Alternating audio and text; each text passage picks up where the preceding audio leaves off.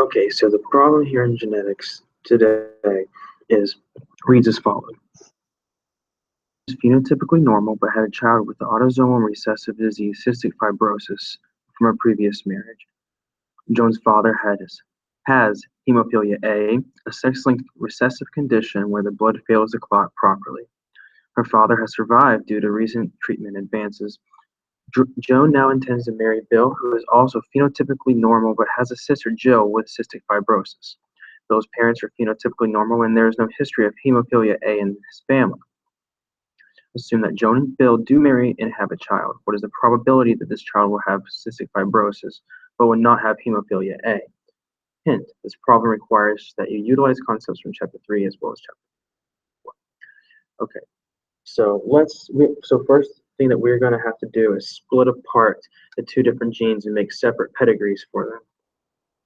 So we know that if they're both carriers, then if we do the Punnett square, that a quarter of them will have cystic fibrosis, half will be just carriers, and a quarter are going to be genotypically normal, genotypically and phenotypically normal.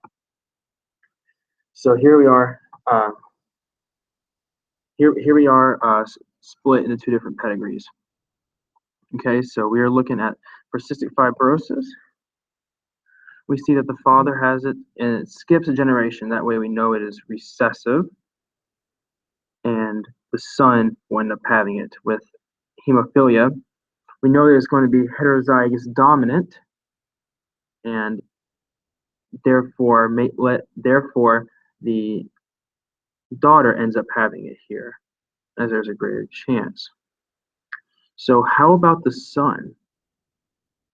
So we would go ahead and notice for cystic fibrosis, the third is going to be homozygous dominant, so making heterozygous dominant 2/3. So if we cross hemophilia XB, lowercase b recessive, so X-linked recessive, with the Y chromosome, we find there's 1/4 of a chance of having hemophilia.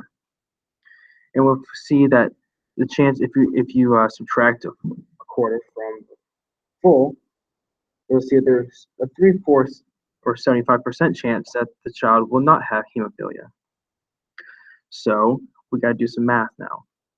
So we take cystic fibrosis, 1/3 chance times the chance,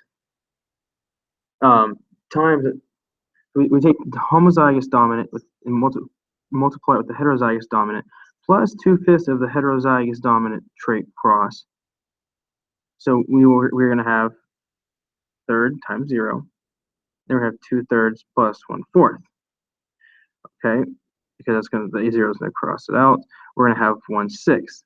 So now that we know that, there's a 2.